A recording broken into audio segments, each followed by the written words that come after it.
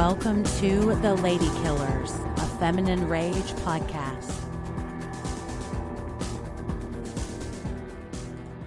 Hello, and welcome to The Lady Killers, a Feminine Rage podcast. I am your host, Jennifer's Body Adams, and if you listened to our last episode, you heard me share some thoughts on Quentin Tarantino and my thoughts about Kill Bill. And I'm happy to report that I am now obsessed with this movie. It may have become my new personality. I was watching it again last night and I was like, ooh. And part of me was like, should I just fast forward to the section I need to watch? And I just couldn't. I wanted to watch the whole thing. So I'm very excited. What movie is that, you might ask, if you haven't looked at the title of this episode? Today we are talking about Kill Bill Volumes 1 and 2, mostly 1 today, because we are continuing our series on the Deadly Vipers, and today we are covering O-Ren Ishii and crew. There are so many awesome ladies to talk about in this episode. I'm so excited. But I'm not alone. I'm joined by a fabulous panel of lady killer experts. Returning champion Rachel Reeves. Say hello and tell us, how would you want your origin story told? Hi, I'm so excited to be back for this episode. I mean, any episode, but also this episode in particular, because I don't mean to brag, guys, but I've been taking Jeet Kune Do lessons for what? a whole year. So I'm that's so cool. I'm an expert. Just kidding. I'm saying that completely sarcastically, but also not sarcastic about the taking lessons. But I've been channeling my inner Bruce Lee, flowing like water, and learning all that about is that. So cool. Oh my gosh. Like, I already thought you were cool, but that just takes you to a whole new level. I'll tell you, I have to say, when I ridiculed you last episode, I apologize. I'm kidding. I would never. No. You know, silly Caucasian girl. She Caucasian does like to play with samurai swords. But it has really given me a new perspective on a lot of things in this movie, and just because I've been interested in learning about things from a different perspective. So I'm really excited to talk about that. But as far as my origin story, definitely not a musical, because I am not a musical girly. But well, you're about to be in a couple of weeks. I know. It would be fun to have my origin story. You know, like, was it like Big Chew bubble gum or something when you get like those little cartoon squares like in with your candy? Yeah, bazooka. I think it's that would be fun, because I feel like it would be kind of short and a little boring. A comic strip. So it would be like a little comic strip like folded into some candy. Like, that would be fun. Like that. Ooh. That would be fun. Well, I like that. Sammy, say hello and tell us, how would you want your origin story told?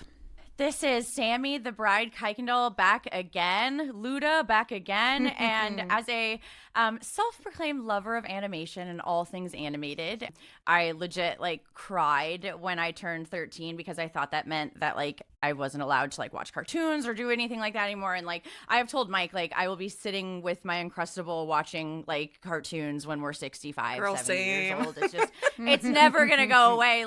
I think of, all of the old people in my life and the elders that I have seen, where I'm like, oh, you guys don't do any kid stuff anymore, and I'm just unsure that I'll ever grow out of it. I really don't think I will. So, having said that, I would love for my origin story to be told in cartoon form, mostly because I'd really like to know what my cartoon outfit would be. You know how, in a cartoon you have your signature outfit because it's easier for the animators, so it's that's what you wear every episode.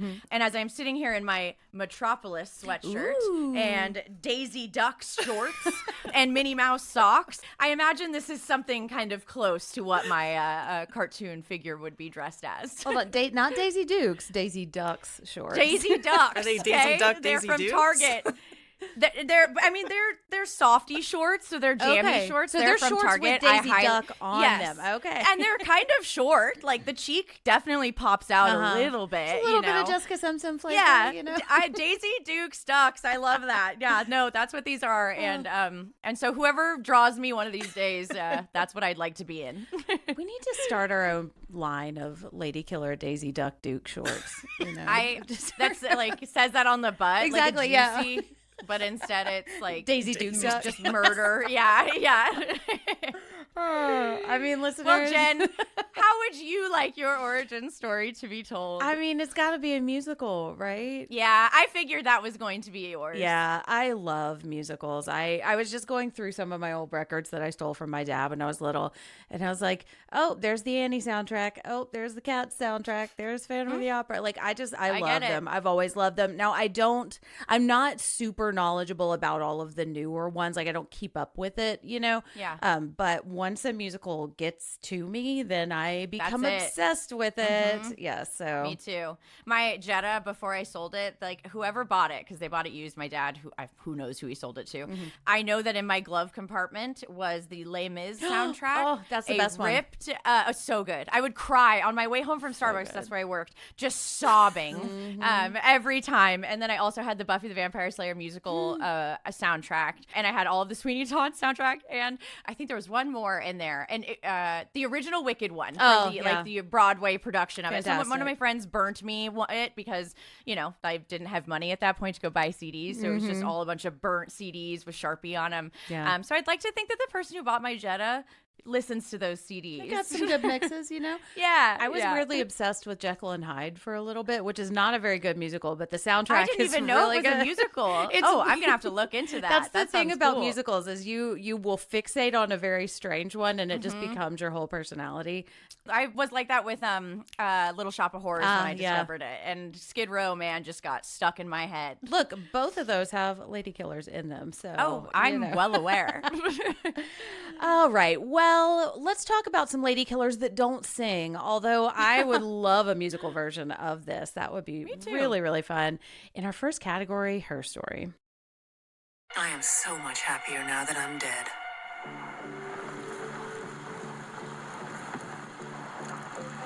Technically missing. Soon to be presumed dead. Gone. And my lazy, lying, cheating, oblivious husband will go to prison for my murder. This is a section where we tell the story of parts of the film. Spoilers abound, so listen to your own risk. And because we are splitting these episodes up, I'm going to tell O-Ren's story here, and then we're going to leave our other Viper stories for another day.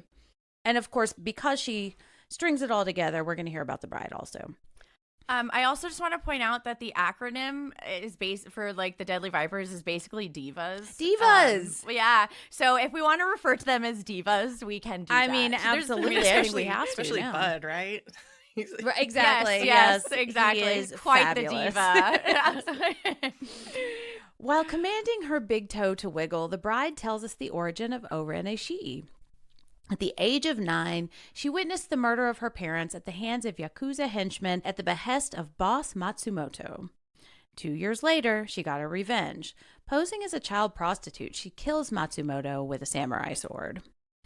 By the age of 20, O-Ren has become one of the world's best female assassins, and part of me wants to just say she's become one of the world's best assassins and not qualify. Yes. Although, okay, also, this red jumpsuit. When in the chronology did Oops, I Did It Again come out? Because before this. I'm not sure. Right? Yeah. Well, let me see.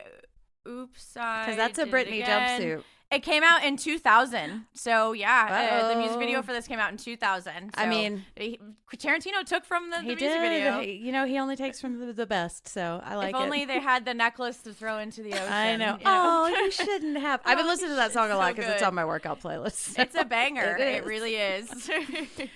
At the age of 25, O-Ren has become a member of the Deadly Vipers Assassination Squad, or Divas. Yes.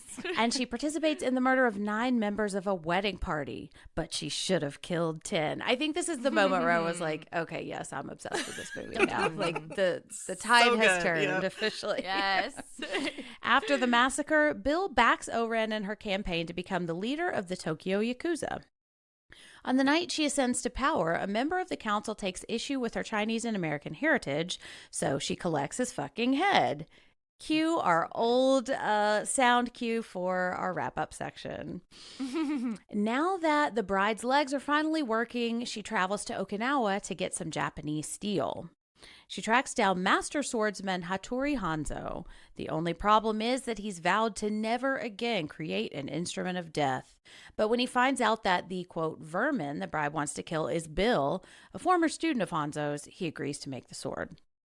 1 month later, the bride confronts O-Ren at the House of Blue Leaves.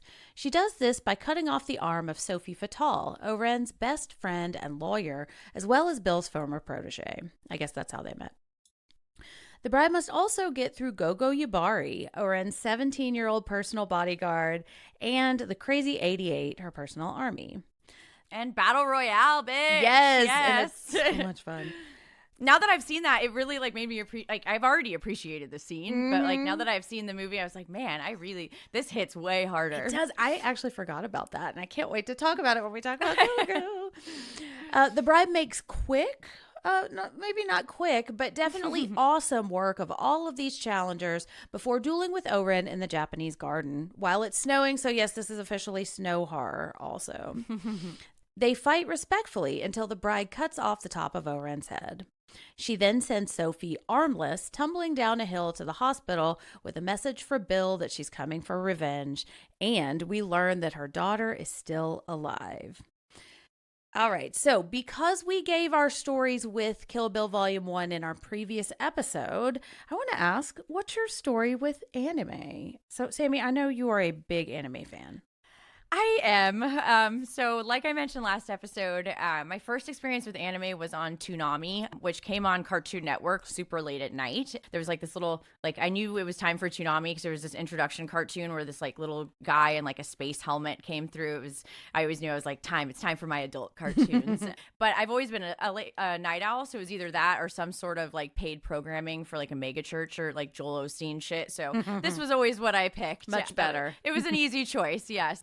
But to young me, I didn't realize it was anything other than just cartoons. I didn't know Sailor Moon or Dragon Ball Z was from another country or were from another country. Just shows that played at nighttime, after my parents went to bed. But those were my first introduction to the genre, especially even Ghibli, Studio Ghibli movies, if you want to. I mean, I would consider those anime. But I actually devoted an entire summer 12 years ago to watching every episode of Dragon Ball. Not Dragon Ball Z, Dragon Ball, which is essentially just the adventures of baby Goku. And there are over 300 episodes, of which sometimes nothing happens. And my favorite episode is when Piccolo gets his license. So that just shows you what kind of show that is. It was ridiculous. My ex at the time would come home and I would just be watching that again. And he'd be like, I can't, it was rough, but I watched all of them. I haven't even watched every episode of Dragon Ball Z, but I've watched every episode of Dragon Ball. That's my claim to fame.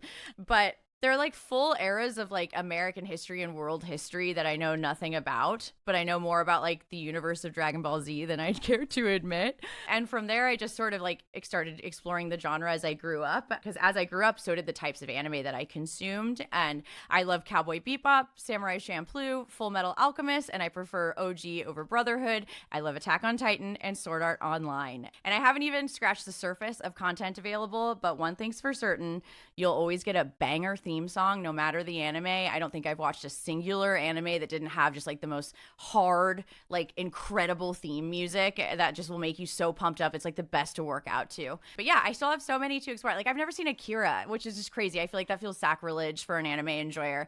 And Mike really wants us to watch it. We rented it from Vidiots, so I think we're gonna watch it here soon. Cool. And Rachel, you just talked about Akira on the Final Girls podcast, right? Yeah. I can't wait. I'm really excited. I've been holding off on it. So get into it. Well, Rachel, what's your story with anime? So anime. I mean, honestly, I came to it really late because it just wasn't in my sphere growing up. My introduction to it was Pokemon, I guess, thinking back. Yeah, I think that was everyone's. And that was just because my younger siblings were into it.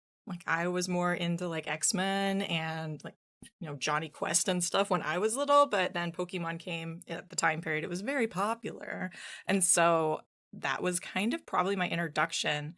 And then I didn't really get even into Ghibli and Miyazaki stuff until late teens, college. And then it wasn't till I started working at the record store I worked at forever. And some of the other employees and some of my friends, they were really into it. And so that's when it really became more of a thing for me because they'd be like, oh my God, you haven't seen Akira. Oh my God, you haven't seen Ghost in the Shell. Oh, you haven't. And so they're like, oh, I really think you'll like Serial Experiments Lane or Dirty Pair. And so they would be able to recommend things to me that were, kind of close to similar themes and ideas and touch on kind of things that I already liked or if I didn't know the references. So I am eternally grateful to many of those much younger employees than me. Mine's the same. Like, it was always my younger coworkers that would introduce me to it. I've learned about the best things from them. Like, that was I owe my love of Charlie XCX to them. Like 10 years ago, my friend Zach was like, oh, you gotta listen to Charlie XCX. Yeah. And I was like, okay, sure. And so I'm like, well, I was ahead of that, but not because I was. Somebody else. Yeah, exactly. Yeah. Somebody else I knew happened to be. So yeah, it came later, but it's so fascinating, especially when you start putting together the pieces of things that have pulled from it or have been inspired from it. So it's been a fascinating journey to go through it. And I really enjoy a lot of it. Some of it gets wild. Oh yeah, Very no, wild. there's it's hard to whenever like because obviously Mike is not really into animated things in general. So whenever I have to like sit and explain like a plot or something that just happened in my show, it's like this look of like. Just when someone has walked in on me watching Attack on Titan that doesn't know, that one's a tough one to explain to people. But I find it fascinating. And even the process, you learn about the process of how, like Akira was created. Yeah. It's like, oh my God, this is insane. It's kind of like stop motion in that way where it's just like the patience, the craft. Wild. Yeah. Have y'all seen K-pop Demon Hunters? I haven't, but my nieces are obsessed with it. I've heard it's really good. It's a musical, It too. is a musical, So, I and maybe know. that'll be what gets you in. It could be because I have no story with anime. I've seen Perfect Blue, and that might be it. I haven't seen that. And we have that rented. We have Oh. Perfect Blue, we have Akira, and then Ghost in the Shell rented because those are three I have not seen. So again, Solid like, lineup right I there. know a lot of the TV, but the Yeah. movies are a lot that I haven't ventured into. And I'm excited because like I was a kid, so I gravitated towards like the kid and teen stuff when I was younger, and now that I'm the big old age of 31, I'm like, oh, maybe I'll start venturing into the adult anime because it's much different and much more hardcore. Well, and I just am not really into animated stuff, which is so stupid to say because I watch The Simpsons all the time, and I've recently gotten my kids into The Simpsons, which I feel very proud of. But but other than that, I always end up enjoying animated stuff, but I'm never drawn to it. I'm always like, no, that's for kids. And so I just kind of. I don't know. Didn't Well, we watch know you much love of it. Sonic. That's I your do love big- Sonic, She but loves the Sonic live franchise. action Sonic though.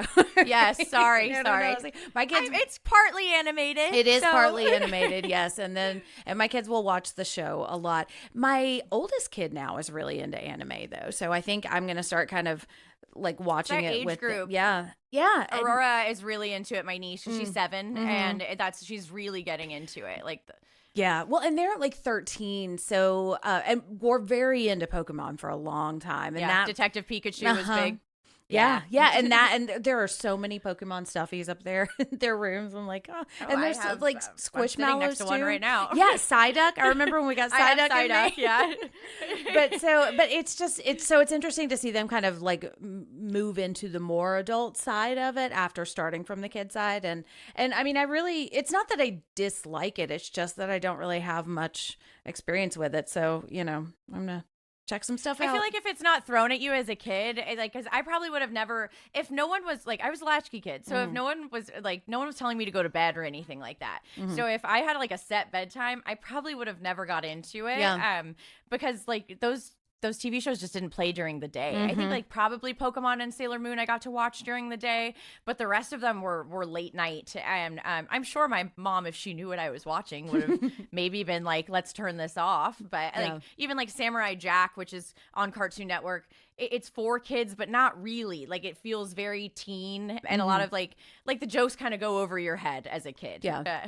Yeah, and I think I really liked Perfect Blue a lot. And if you want to hear more of my thoughts on that, we have a psychoanalysis episode on it because we combined it with Misery to talk about toxic fandom, and it was a really interesting I've conversation. heard it's a lot like Darren Aronofsky movie. why can't I think of it? That everyone is on drugs and they're sad. And Oh, really Requiem for a sad. Dream. Yeah, sorry. I guess like he took a lot of like of the imagery from I it. think I some could of the see that. stylistic Yeah. things. Yeah, that makes sense. Yeah. Yes, yeah. So I've like the bathtub scene, I guess. Like there's almost like shot for shot. I butchered his last name. Sorry, Aronofsky. listeners too. It's so It's hard. Every time I hard. see it on a poster, I'm like, narf, narf, narf. Nailed it. If he hadn't made Black Thanks, Swan, thanks. then I wouldn't care. So Yeah, know. true. Well, okay, let's talk about the reason I brought up anime, because that's how we get the origin story of our lady killer of the hour today. Let's talk about it in our next category, Who Is She? I just wish we could all get along like we used to in middle school. I wish that I could bake a cake made out of rainbows and smiles and we'd all eat it, be happy. She doesn't even go here. Do you even go to this school? Okay, so today we are talking about O-Ren Ishii, and I am going to try to say that instead of Ishii, which I have been saying for years. I have too, until you Ishii. said that. Yeah. So that's how long I've been saying it, until moments ago when you just pronounced it correctly. It's like Hawaii, you know? Yeah, that's a good way to remember it. And she is played by the fantastic Lucy Liu, star of that one episode of Sex and the City where Samantha tries to get the Birkin bag, and then Lucy Liu gets My first time seeing her was Charlie's Angels, man, and that was a big, big bisexual awakening for this bitch. I haven't seen Charlie's Angels. Oh, it's really fun. Maybe we'll have to get Randall on for Oh, that episode. yeah, that'd be fun. Because Crispin Glover is the bad guy, and he would love that. That would be really fun. Okay, and then we have Sofie Fatale. I love her so much, and she is played by Julie Dreyfus. And then Gogo Yubari, who's played by Chiaki Kuriyama. Okay, and our victims. Now, I'm containing this to the victims we see in the film, but I'm sure there are many, many more. Okay, and for O-Ren, we have Boss Matsumoto, and then a couple of his henchmen, too. Red jumpsuit car man, because the important thing about this man is that she kills him while she's wearing that Britney jumpsuit, which is so cool. Okay, and then the bridal party, and then I'm counting the bride as a victim, even though she doesn't die. Yeah. And the guy she cuts his head off. Oh, that's right. Yeah. Yes. Nameless man, henchman. I can't remember. They say it's Tanaka. I can't remember his name. Yeah. I don't know. It doesn't matter because he's dead because he Yeah, sucked. it's very true. But yes, I forgot when she fabulously collects his head. I love so it. good. Okay, and then for the bride, we have Sofie Fatale, Gogo Yubari, the Crazy 88, and O-Ren. And amongst many, we'll probably talk about more down the road. And there are probably a couple that I forgot. You know, it's hard to, keep a running list in There's a movie a lot. like this. Yeah, You know, yes. there's just a lot. Especially when you're splitting it up into parts. Exactly. I know. All right. And then our motive, revenge and power. And that's for everybody, I think, which is interesting. Yeah. Okay. And our weapons. This is my favorite part. Okay. We have the knife. I thought it was a dart, but I love this tiny little knife. And I always love it when somebody has a little knife that has a sheath on it and they open it with their hands like next to each Yeah, other. so good. So cool. Okay. And then we have a ball and chain, which I cannot wait to talk about. We have a board with nails, and I have to say, but they won't stop there. They'll construct bigger boards with bigger nails, and then they'll construct a board with a nail in it so large it will destroy them all. What is that from? It's from the Simpsons Halloween That's what I special. thought. Okay, that's what I thought. I was like, you know what? If she's making a reference, it is absolutely Simpsons. a Simpsons Treehouse of Horrors reference. It's the one with the monkey's paw, and it's so funny. Yeah, Oh, God. Okay, got that one. that was my best Kang and Kodos impression, by the way. Just everyone. It's very good. Thank Very you. alien-esque. Okay, and then we have swords. Many, many swords here, including a double sword. And I was like, she walked so Darth Maul could run. Yes. She's awesome. Okay, and we're going to talk about the ladies here, but I want to talk about Hanzo also, because in this section we talk about the weapons. Okay, so Hanzo says, I am finished doing what I swore an oath to God 28 years ago to never do again. I've created something that kills people, and in that purpose, I was a success. I've done this because, philosophically, I am sympathetic to your aim, talking to the bride. I can tell you with no ego, this is my finest sword. If on your journey you should encounter God, God will be cut. It's just chef's kiss, So man. good. I know. Okay, so why do we think Hanzo changes his mind and makes the bride a sword? Rachel, what do you think? So I think this is really his way of making amends, because he's not going to do it, because his whole thing is like, I'm over this life. I don't want to just make stuff to kill people anymore. Like, not a Totally. good feeling Yeah. to have, ultimately, at the end of the day. I want to feel good about what I'm doing in the world. It's like Oppenheimer. Yeah. Like, not real great. I don't want to do this anymore. However, when he finds out that it's Bill, it changes his perspective anymore. And I think he's feeling like, okay, I have some sort of obligation because, yeah, maybe I didn't literally put the sword in his hand, but I gave him all the skills and the tools to do this and released him out into the world. And if he's out there killing people, this is my way to sort of right the wrong and just like restore balance to this. Yeah. And then, so I think in a lot of ways, the sword, it doesn't become like an instrument of death. It's more like, okay, this is my moral instrument to balance the scales again. And I'm going to do that one last time. And that will sort of make it not okay, but at least fight back against what Bill's doing. Yeah. It's like, I am become death, the maker of swords. Yes, Like, yes. Well, and Stephen King always says one last time pays for all too, so it's like setting it right. Yeah, because I've kind of always saw Bill as like you brought up Darth Maul. I'm about to bring up Star Wars again. As like an Anakin Skywalker type of character, like the fall from grace, the Lucifer, if you will, and like maybe like Hanzo's like the Obi-Wan or like just the Jedi in general, the ones that created this monster.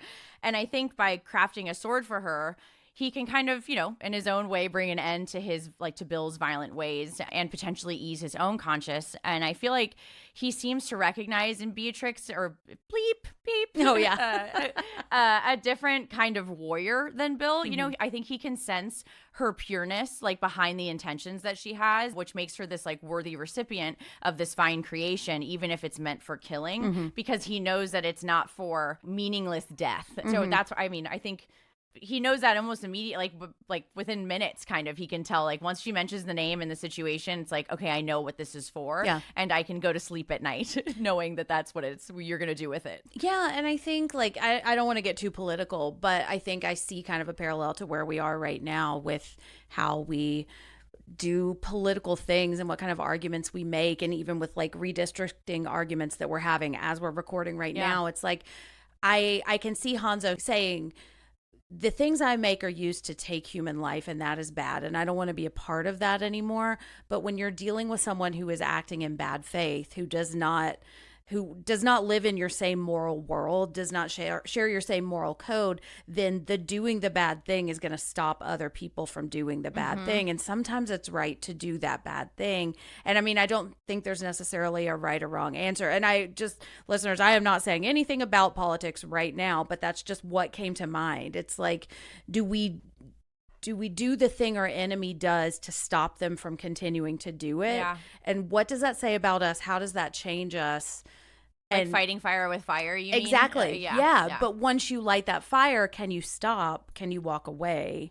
So I just. And what do you have to do to tell yourself that you're the right one? Exactly. You know what I mean? Well, that's Are you the stooping thing. to the level? Like, and it's all perspective too. Yeah. If it doesn't matter which side you tell the story from, you're going to see it. Like the viewer is going to like view it through the eyes of the person telling the story. Yeah. But as we know, just in life in general, everyone's version of something is different. Yeah. And sometimes we can't see when one is wrong or right because you're in it and you're a part of it. It's confirmation bias, essentially. Yeah. Well, and that's why I think I wanted to talk about Hanzo, because I think he is an interesting addition to this world, because and we've talked about it in our last episode, and I'm going to talk about it here.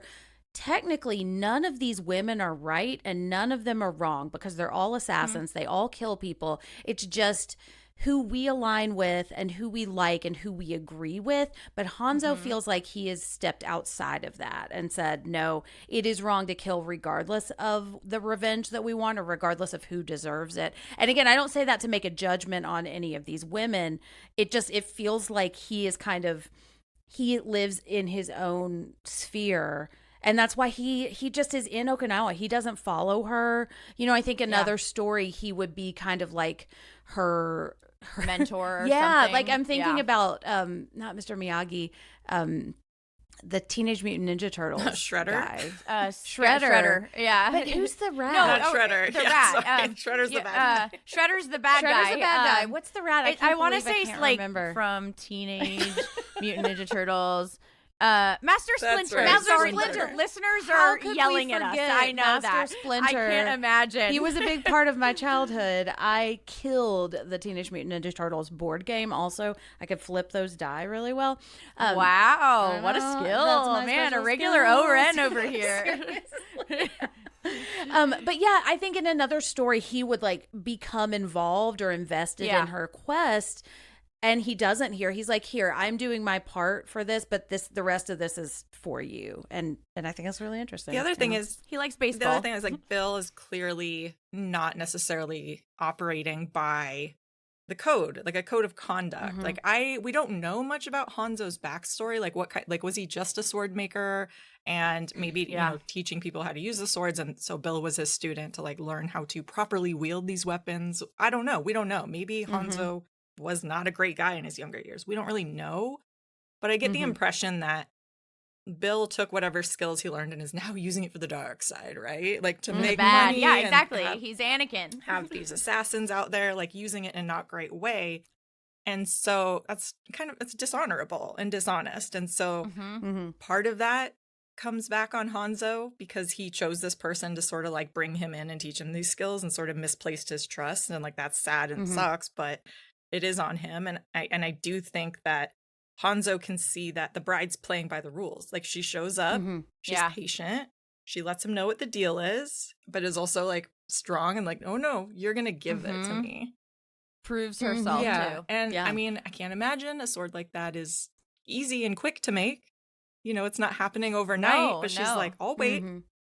Like Yeah. however long Because you she's need. already waited 4 years. Exactly. Yeah, Yeah. I mean, you might as well keep waiting. And I think it also is like probably the closest he can get to ethically making a weapon. You know what I mean? Because like, is there such thing as making an ethical weapon? Like, because, you know, we make guns, we make these things, and once we sell them, it's what the person does with it afterwards. And so this is probably the closest he's gotten to knowing that he's making something, and the closest a weapon of some sort of destruction can come to making maybe peace, Yeah. even if that like it comes with violence having been done to get there. Yeah, I mean, I think that Oppenheimer comp was really smart, and it also reminds me of the Winchester lady, you know, who felt. I thought you were talking about the brothers. Oh I no, was not like, the oh, Winchester okay. brothers. No, not this time. Normally I would be, but no, the Winchester widow in the mansion where supposedly she was haunted by the ghosts I of wanna go everyone. so bad. Oh, God, it would be Yeah. so cool. But like just haunted by the fact that her family had created something that caused so much death and destruction.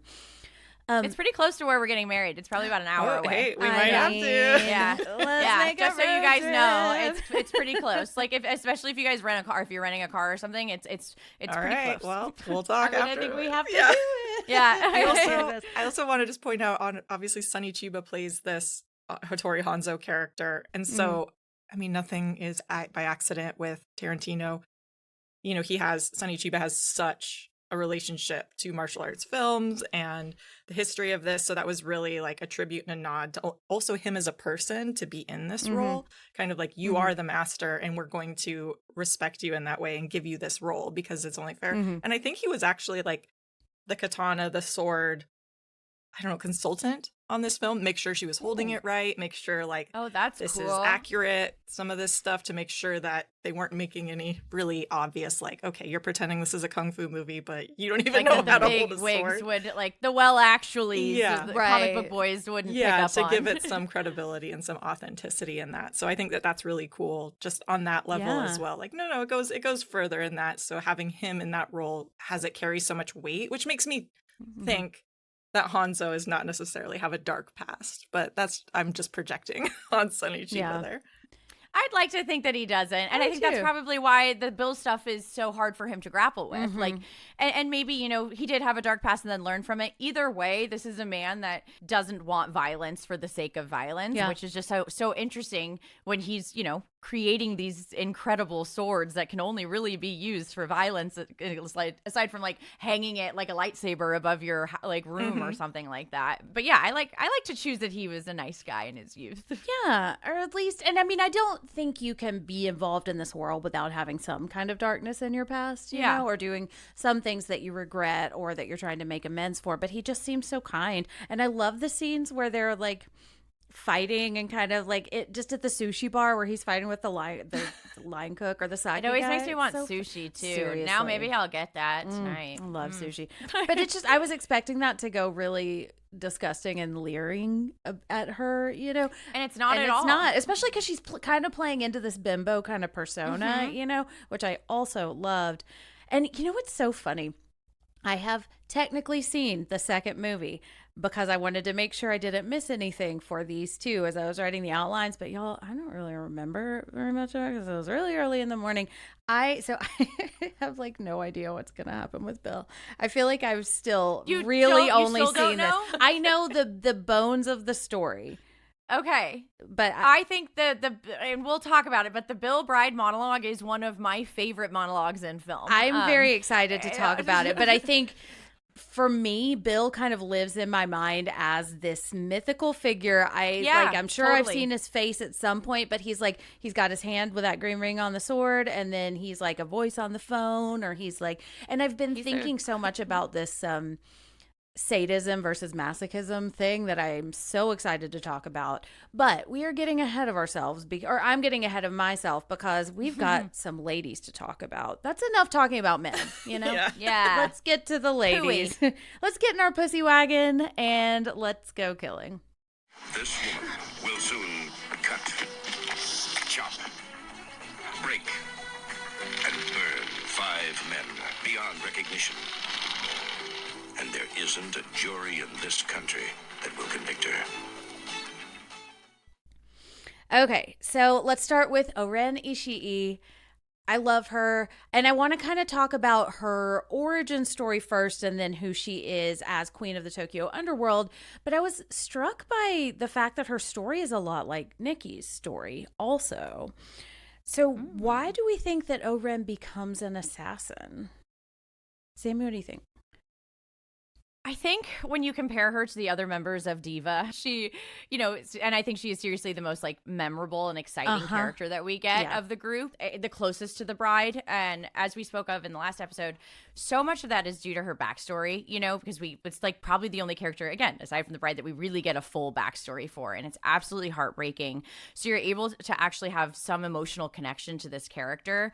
And I could sit here and say her introduction to violence at such a young age made her what she is today, a la like a Dexter Morgan, but I don't think that's entirely it. I think so much of her drive and that ruthlessness that she has comes from her wanting to reclaim power for herself, just because I don't think she ever wants to be seen as that weak little girl ever again. And I actually looked up what her name means, and O-Ren, which I guess sounds similar to orange, which means orange in Japanese, and Ishii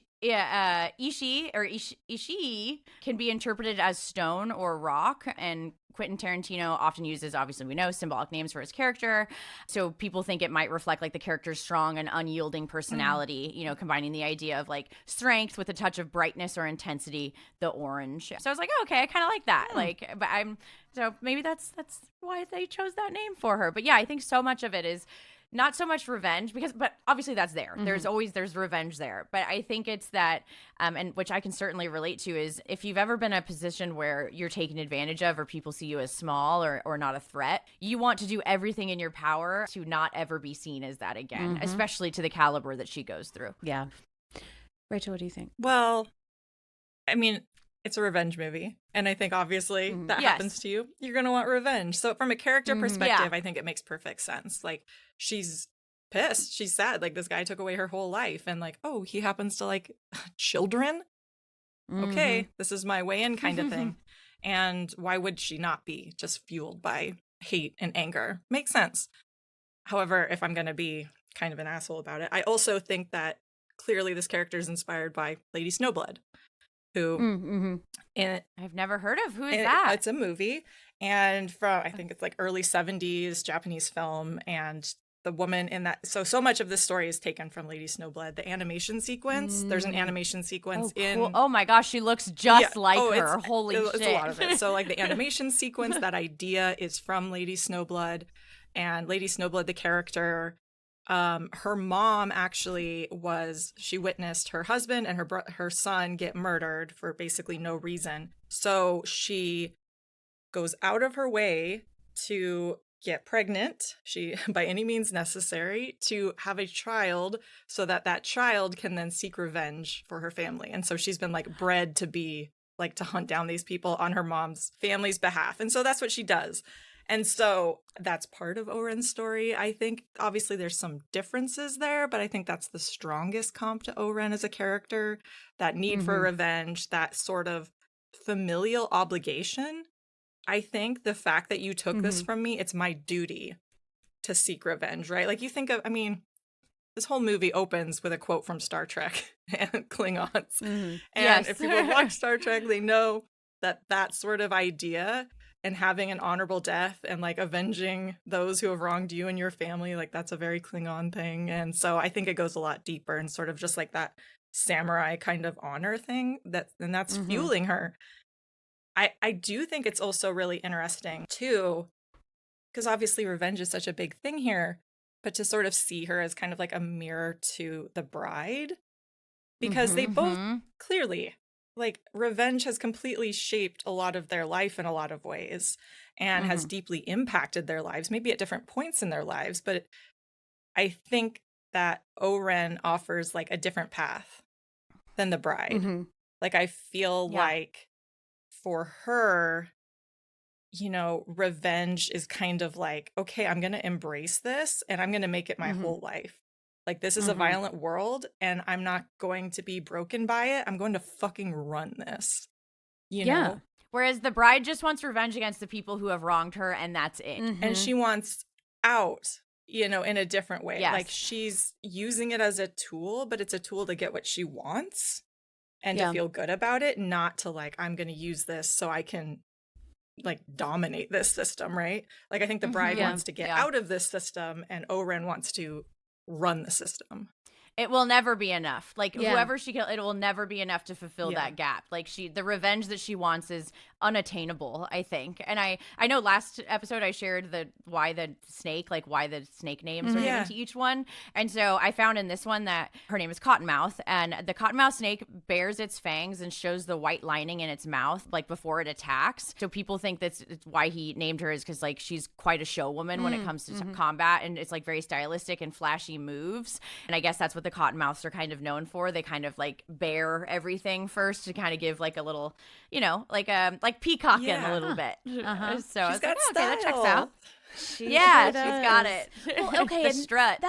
That's what I think is really interesting too, because she and I am thinking about her like Huntress from Birds of Prey, because I love that movie, even though that's hardly a classical reference and way after this. But I think like it's just really interesting that she gets her revenge 2 years later when she's still a child, you know, and as I'm watching this, like, we just don't get to know very much more about who she has been from then to now. And I wonder how much she is actually concerned with pure revenge, or if revenge has kind of just morphed into, like you said, Sammy's strength. Like, this is, and also I think she kind of found that she's good at this. Yeah. Like, when she's a kid, she kills those like guys from underneath the bed, and she's like, oh, okay, this is something I can do. It makes me feel powerful. Let's go. And desensitized too after a while. If you're committing crimes like that so early, by the time you get to her age, it's like, been there, fucking done that. Like, I don't really care. You're not going to lose any sleep at night. And I say this with absolutely no judgment on her at all, because I love this character so much. Same. But I always think it's interesting when someone becomes the thing that hurt them, because as she's like murdering this guy in this fantastic jumpsuit, I was like, well, that guy's probably got kids too. And so, like Nikki, somebody might feel raw about something that she has done and track her down. And it just so happens that the bride gets there first. And so it's just, I'm really fascinated by this cycle of revenge. And I think O-Ren has constructed her entire life around this strength that she found when she was a child. And I wonder what her life would have been like if this hadn't happened to her. Like, would she have, because I mean, also, you don't get to be one of the best female assassins in the world without being good at it. You know, it's not just that you suffered this tragedy, it's that you have this aptitude, you know. And I think people become assassins here. Now I'm going to say people become assassins without trauma in their past too. So But I feel like it's alluded to that her parents aren't like in, No, they in, just like, seem the kind of like normal gang. people. They're normal. Yeah. Yeah. And so it's just like they happen to let the wrong one live, like the Yakuza people, they should have killed 10 people instead also. Yes. And That's because you're right. I never really thought about it. Like she was left for dead too. And then she in turn left someone else for dead. And and literally the bride did exactly what she did. That's crazy. That's like, how did I I not also think think it's important, like O-Ren, obviously her heritage is like a big point in this film, which I think is really interesting because that wasn't, I saw like an ancient special features thing, and he was talking about that wasn't always the intent for this character. However, he really wanted Lucy Liu to be in it, and she's, of mixed descent. Half American. And so he was like, actually, that works even better because O-Ren is half Japanese, half Chinese American. That gives her she doesn't really fit in anywhere in this world. Like she's an outsider, but so she has to be strong and like make her stand because people like that dude are gonna doubt her at every step. Like how you don't belong in this world. You're not full Japanese. You're not full Chinese. You're not full whatever. So where do you fit? She's got to make her mark in this world. Which makes that sense, like when she says silly Caucasian girl line, like so much harder of like, it's like this self-hating thing of like, you've been taught to hate yourself because of your heritage. And in turn, you're spewing that hate towards a someone that's different too. Well, yeah. And neither one of them, the bride nor her, fit like a stereotypical mold. Yeah. Like they're both outsiders in a sense, in different ways, and are just, they don't fit, and that's fine. But that just makes it them like, I don't know, more intent on paving their own way and like, this is what I'm doing. Totally. yeah. Well, and when your entire life you're surrounded by microaggressions all the time, I think that revenge just kind of becomes a part of your personality because you're always looking. Defense mechanism. Exactly. You're just in that mode all the time. And so I think she has this one really overt moment of getting revenge, but then the rest of it, she's like, oh, okay, this helps me deal with the people who are just kind of shitty to me every other day, Her hackles are up all of the time. And I think while, now I'm kind of backtracking, like, while she's not going out to get revenge every day, it's almost like the best defense is a good offense. Yeah. Like, if you just become the strongest and the biggest, you don't have to get revenge because people aren't going to fuck with you anymore, Yeah. And that is a big trope in a lot of like different movies, whether it's like a Western, right? Like you have the outsider like coming in and like making a stance or whatever. The man in black. Yeah, or like even like a bad posse coming in and taking over the town and having to fight the sheriff or whatever. So there's like Westerns, and then also even in like samurai films, there's like a whole trope of like, a traveling samurai or some outsider kind of hero coming in. So it's touching on a lot of things, but so I don't know, it makes sense, and it's just fascinating when you can pull that apart, and even more so that it was just that he wanted Lucy Liu in that. But it's like you could see that as soon as he like thinks about like, oh, it even works even better because like this is this. Yeah. Yeah. Okay, so let's talk about her in her full final boss form. Yeah. Although that's I think is part of why I like that we split this movie in half, is because she's not the final boss. She's the first boss, but she feels the like first the final final boss. boss She's the of big this boss, movie, yeah. Yes. Yeah. It's like the next one's the second game, This one's the first game. She is the big boss at the end. I mean, even though she's the first one killed. Right. But if a video game was told in reverse. And this movie is so much like a video game especially with all of her army and the Crazy 88. I love it. Oh, absolutely. Okay, so she is the queen of the Tokyo underworld. And I know that I mentioned the second part of this quote that I'm about to read, but it used to kick off our wrap-up section. I'm going to read the whole thing because I love this. Okay. And I'm going to try to do my best impression. We'll see if it works. As your leader, I encourage you from time to time, and always in a respectful manner, to question my logic. If you're unconvinced a particular plan of action I've decided is the wisest, tell me so. But allow me to convince you, and I promise you right here and now, no subject will ever be taboo. Except, of course, the subject that was just under discussion. The price you pay for bringing up either my Chinese or American heritage as an negative is I collect your fucking head. Just like this fucker here. I hope y'all can spiritually hear me holding a severed head. Now, if any of you sons of bitches got anything else to say, now's the fucking time. Love it. So good. It's so good. She is standing on a table. She's got a severed head. Her little feet. I love when her little feet go across the table. Oh like, that's the one time Tarantino I was like, you know what? You're not making feet weird for me right now. 'Cause it's such a cute little pitter patter. And it's so, okay, so when she's like commanded all of their attention, and then it's like she switches into like stewardess mode, you know? It's like she's so pleasant. She's all wanting eyes them to on- the front. Exactly. And it's just, I think there's so much in that's how we've been trained to talk to men, you know, to be pleasing, to be assertive, to be kind, to say, okay, here's my boundary, but, you know, let me know if you got a problem with it. But also, I'm going to fucking cut your head off if you piss me off. And then I also love that she says, tear the bitch apart, and then watches while all of her subordinates die. And again, I say that with no judgment. I imagine that was pretty rough for her to do. That's what they're hired That's for. what they're too. for. And she Yeah. has worked her way up to that position where she doesn't have to be on the front line anymore. Yeah. And we also got to mention that her number 2 and number 3 are both women, which I think is incredible. And if I had worked for somebody like Bill and I watched him shoot one of my coworkers, I would be like, yeah, maybe I don't want men in my inner circle, you know? So, okay, my question, why does O-Ren choose women for her inner circle?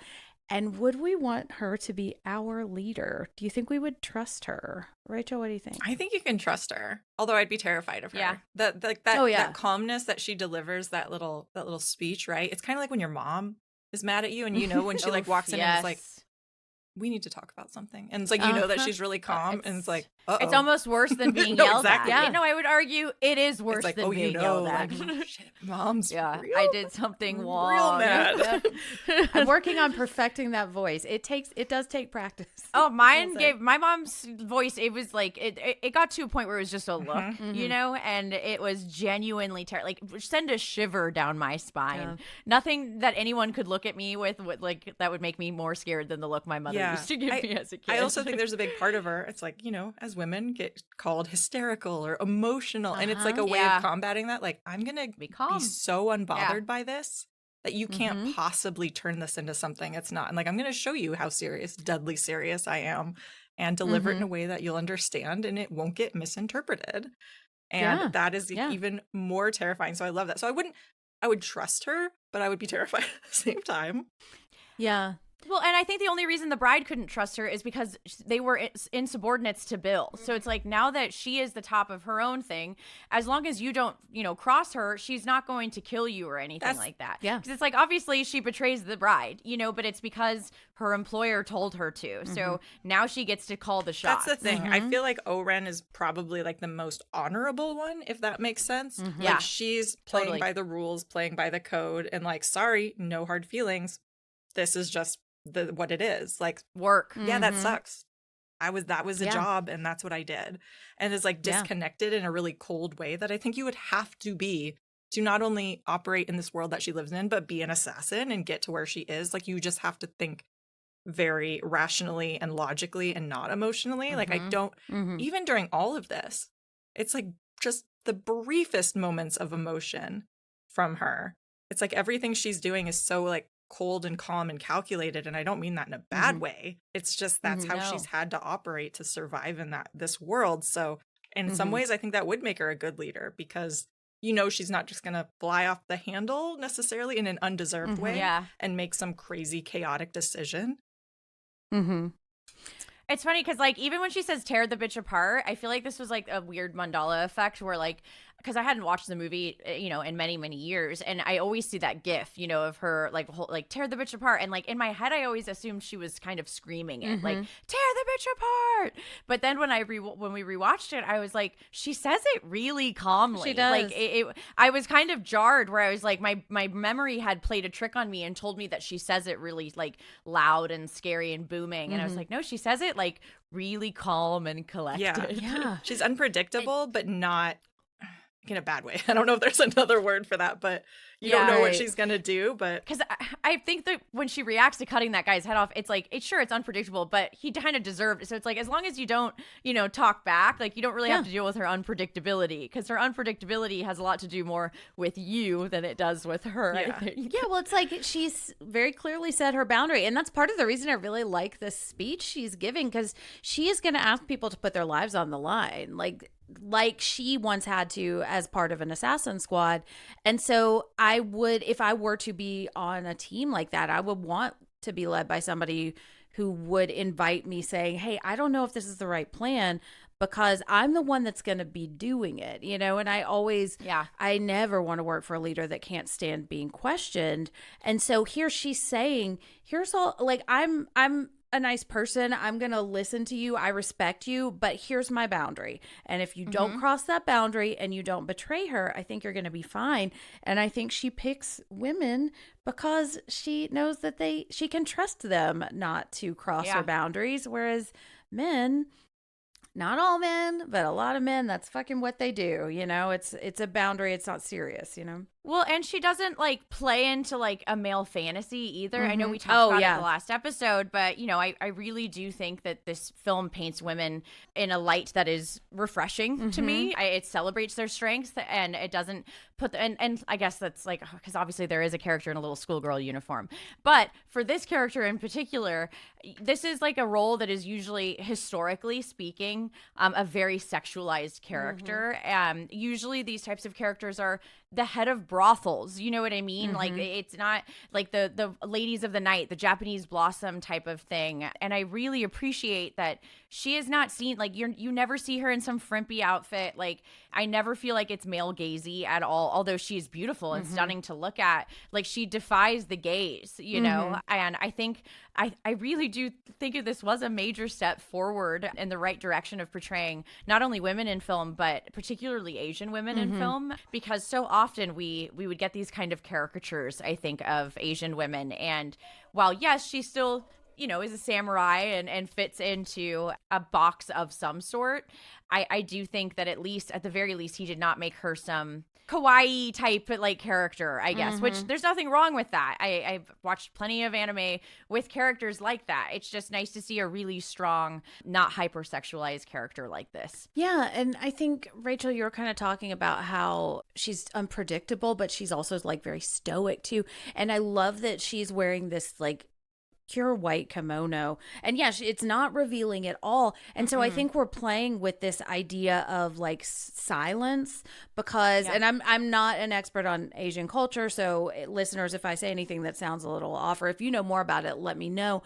But I assume, or I associate someone in a kimono with very silent, very service oriented. I'm going to take up as little space as I possibly can. And we even see that with her shoes. She is just pitter pattering across. It's the geisha thing, exactly, the geisha. And I was just looking up when Memoirs of a Geisha came out, and it was in 97, so it was before this. But I think that I don't know. That was what the Western view exactly was, because it was so popular here, and the story is obviously very sad. I mean, it's about a woman in a not great situation, but that is what we kind of got in Western culture for Asian women. I feel like if they weren't the sidekick with a purple strip in their hair in a cartoon, which was always, for whatever reason, they always have purple in their hair. I when they're animated or when they're side characters in a teen show. I've always thought that was very odd because I frankly have never met an Asian woman with purple in their hair, but they're animated like that all the time.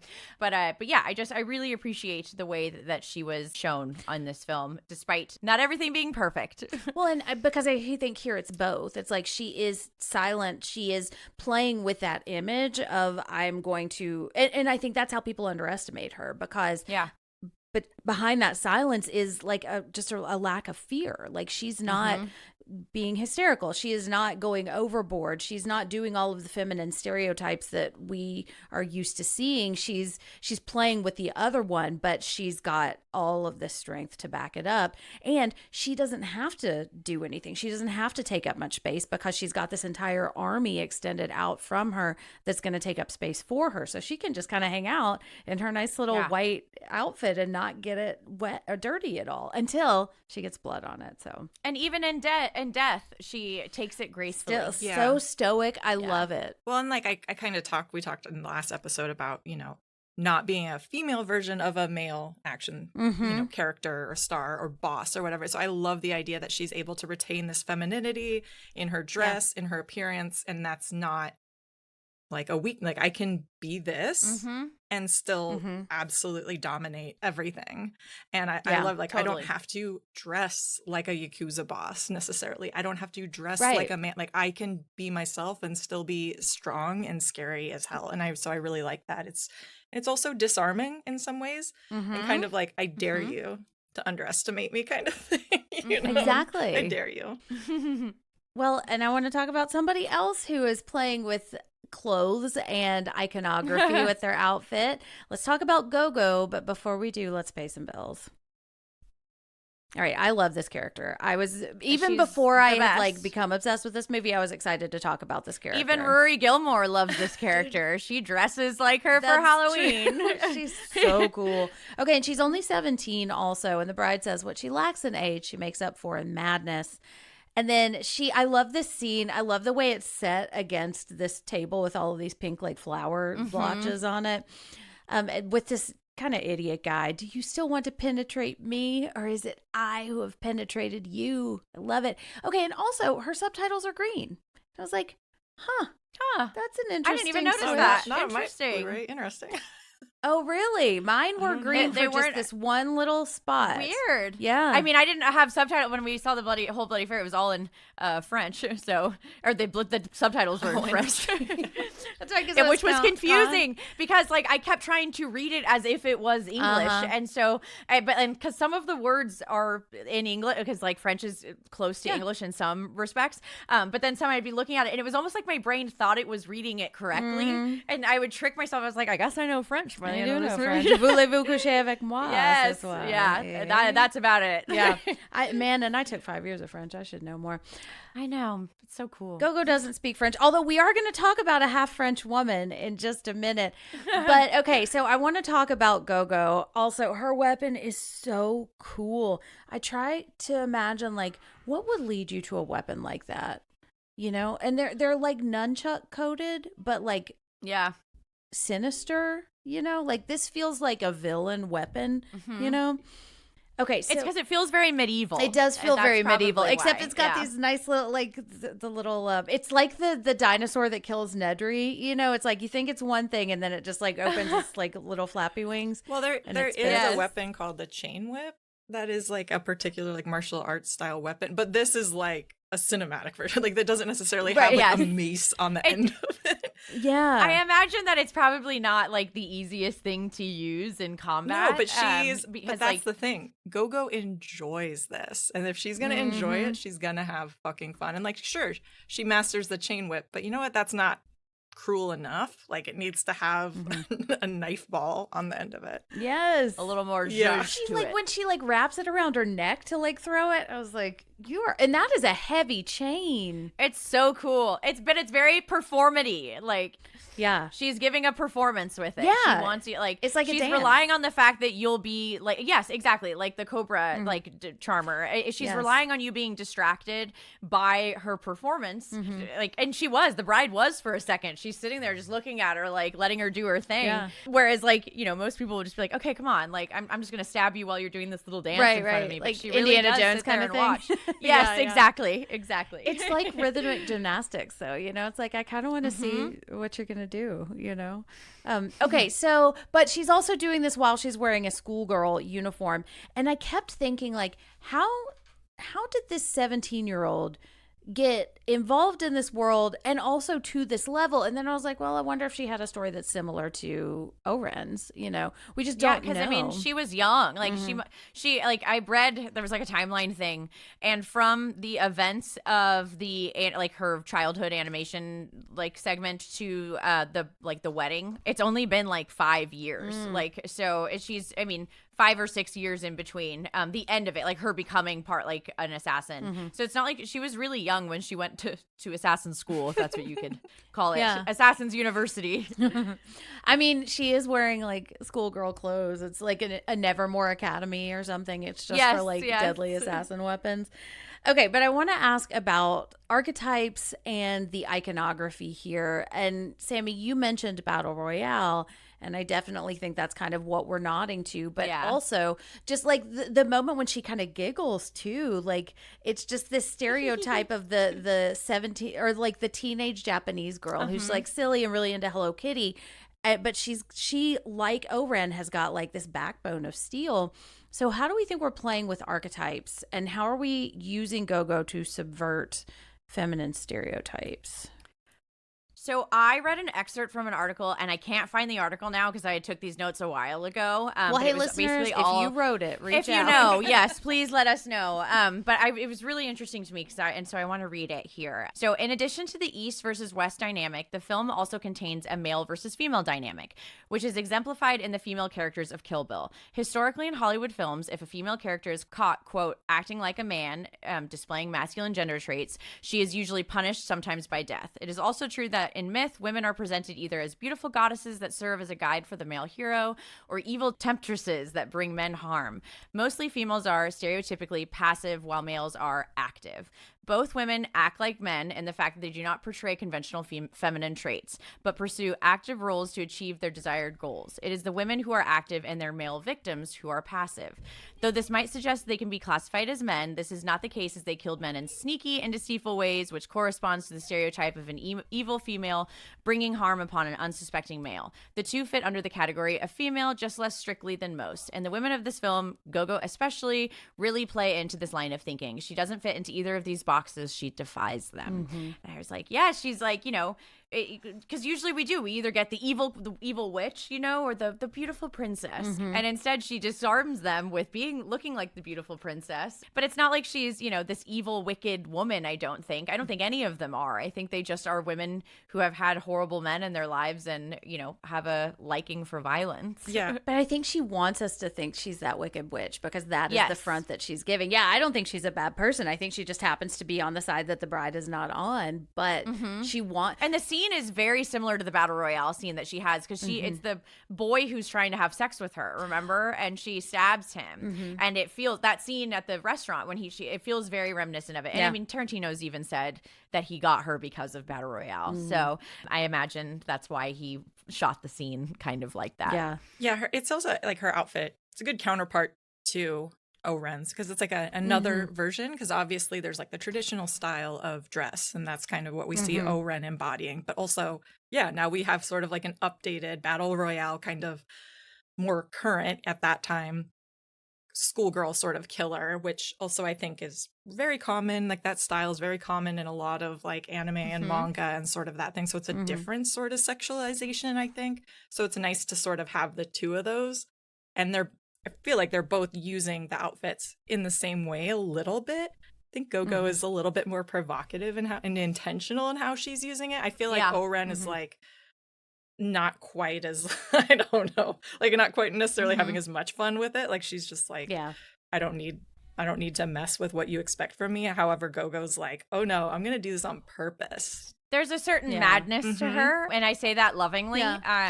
Like, and that I don't think O-Ren has. Like, O-Ren is very methodical and thinks things out. Like, I feel like Gogo would just kill just to get her rocks off that night. Whereas I don't think I could see O-Ren doing that if not for a reason. You know what I mean? And it's interesting though, because I just kept thinking how much younger she is, and I wonder what she would be like if she were 25 or at 29, I think at this point, 29 or 30. When her frontal lobe develops.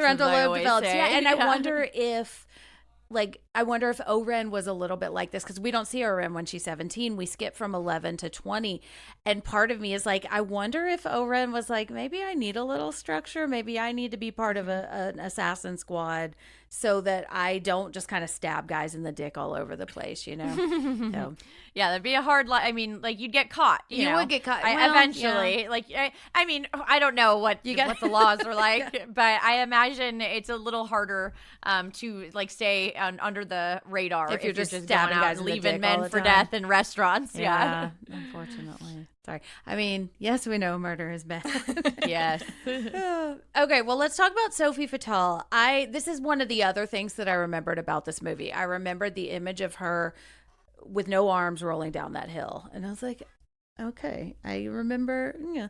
Okay, so I want to talk about her. I love that she's dressed like a villain on Star Trek. Which I think is so funny. And I think one of my favorite moments or images from this movie is O-Ren walking down the hall in that slow motion with everybody in their outfits next to her.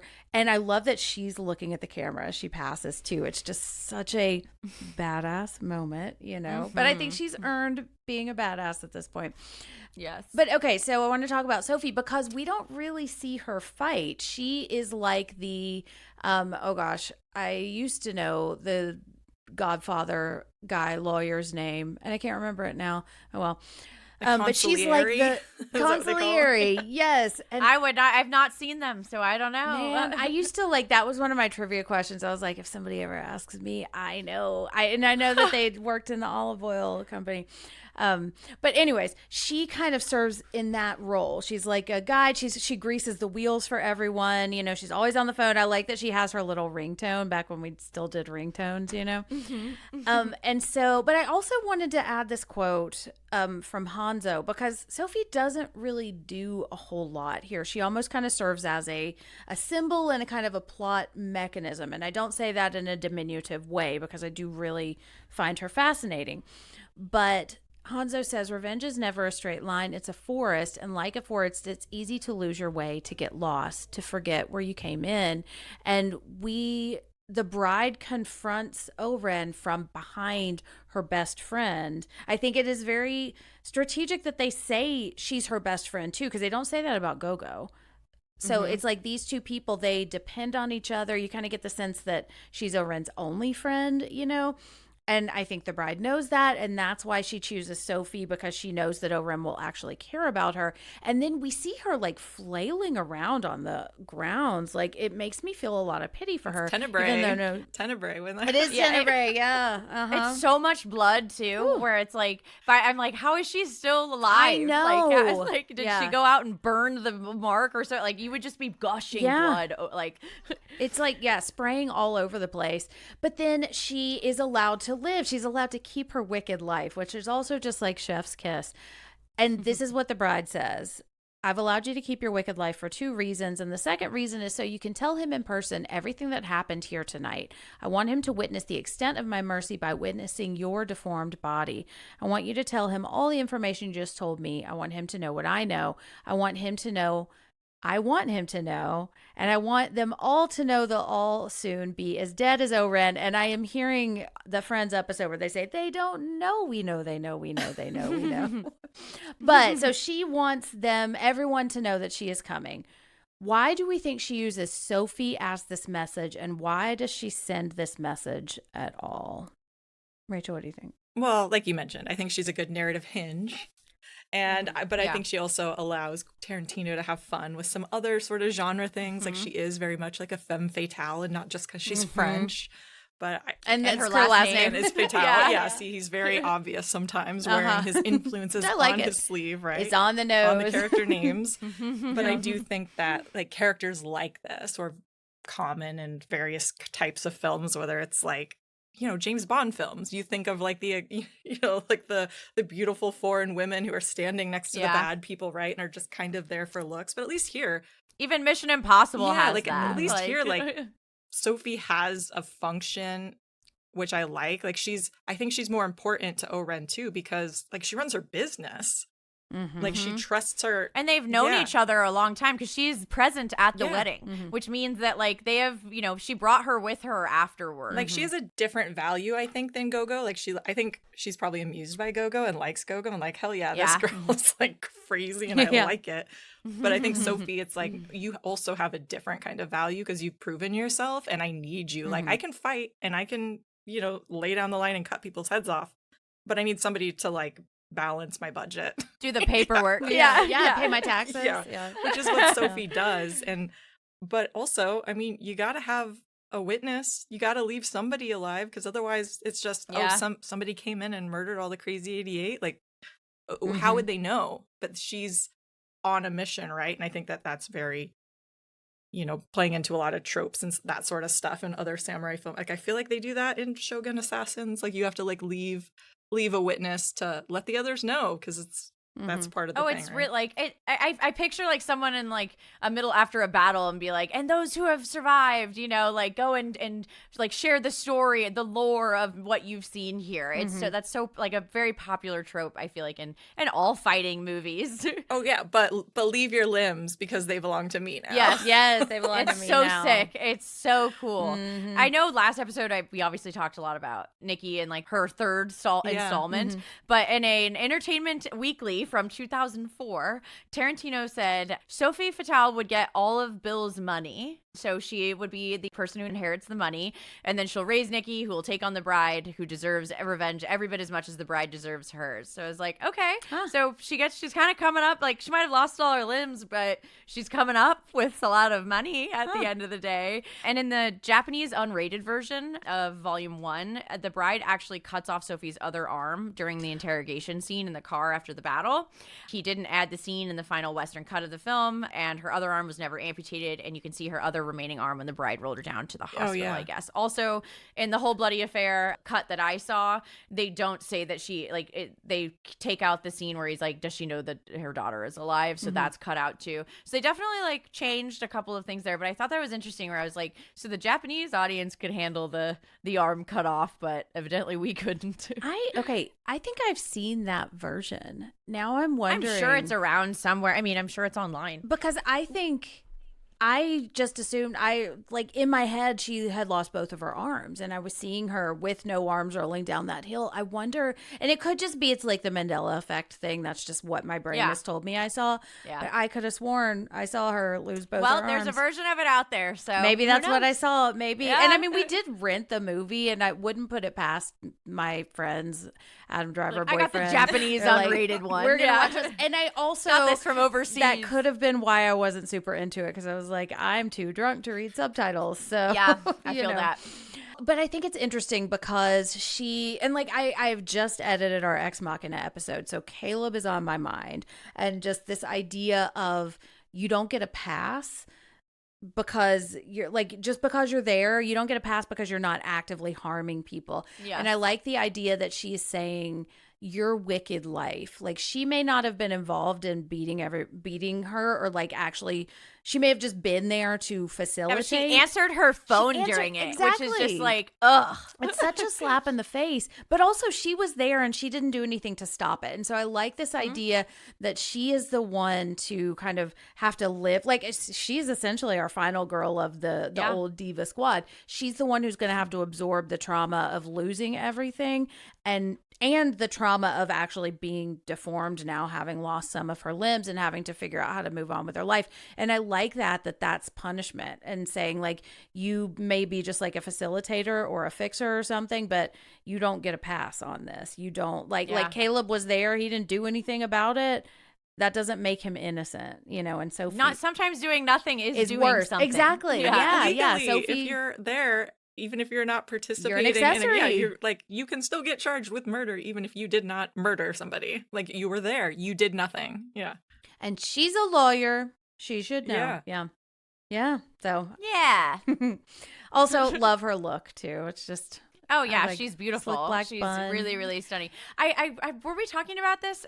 Maybe I was talking about it with you or someone else after the movie. But like, there's a scene where the bride walks through the airport, and there's like an image of a model on the side of it, and everyone seems to think that's Sofie. Like, it looks a lot like her. And I think I was talking about it with someone after we got off of the movie. I'm sure it's not, but like, it is a weird thing that like several different people have noticed where the image looks like her. If listeners, if you see it, or if anyone can find it, I'm not sure if I buy into it, but like, No, I know what you're talking, but I think it's from another movie, and I can't remember. Yes. Well, those cigarettes, I think, are from like Red Apple, but maybe it is Sofie. oh yeah, those are always. I think it's from Pulp Fiction. But like, yeah, it's a. Oh, well, the cigarettes I feel like he has in all of his, or like most of them. But someone brought it up, and I was like, I thought that too when I saw her on the side. It does, it looks like her. I don't know if it's what that means, if it is. Maybe in another life, Sofie was a model too. And that adds like more of a, you know, a gut punch to having all of your limbs taken off if you were a model or something like that. Yeah. I think it also too, like, even on a subtle level, but I think Sofie, the character in general, adds to that whole East versus West sort of mashup that he's doing with genres. And she is, you know, I think she's French, but she's a white woman in this world. Yes. And so she's adds a different sort of element to it, I think. For sure. She reminds me, this is such a stupid reference. She reminds me of the teacher in Center Stage, you know, that ballet movie. And it's probably I've never because seen it. she also plays the mother with the curly hair, whose name I can't remember, Entangled, you know, Mother. Mother Gothel. Mother Gothel, yes. Yo, she's Mother I got Gothel. the animated trivia. exactly. Trust me. She reminds me of her, and I wonder if it's just because it's such a matronly look that she has. Like, her hair is slicked back, even though she is young and beautiful, and she's probably like the same age as O-Ren, which is what I think is really interesting. It's like they came up together, and O-Ren is really good at killing, and Sofie is really good at making sure other people can get away with killing. And so I just love that they're embracing their strengths in that way, and that she almost feels like because at one point she's an interpreter. And I've recently been reading Into the Drowning Deep, which is so good, but there's a lot about interpreting there. And it's like, you don't want to stand out. You are not the center of attention. The center of attention is the person who's speaking, and you don't want to steal focus from them because it's already easier to talk to the interpreter. So I love that she is just all in black, but then when she gets her little phone, it's such an obnoxious little ringtone, and she's like giggly. So it's such an interesting way of playing with these kind of images too, you know. And she does kind of have a ballet vibe to her. I wonder if that's why I was thinking Center Stage.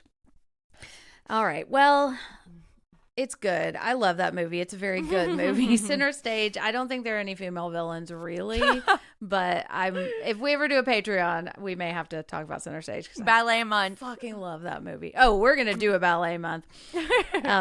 Okay, maybe we'll just do the extended cut of Center Stage when she kills everyone at the end. But before we do that, let's go to our next category. Good for her. Claiming she could take it no more, the young mother released the emergency brake, allowing her car to roll backwards into the nearby lake. Good for her. In which we look into the camera and say, yes, we know murder is bad, even though in this movie it is really, really cool. Okay, let's talk about silly rabbits. Okay, I just wrote down a whole bunch of quotes here. Those of you lucky enough to still have your lives, take them with you. However, leave the limbs you have lost. They belong to me now. I love it. Except you, Sofie. You stay right there. Love it. Okay, and then O-Ren says, silly Caucasian girl likes to play with samurai swords. And then the bride says, attack me with everything you have. And then I kind of butchered this quote earlier. For ridiculing you earlier, I apologize.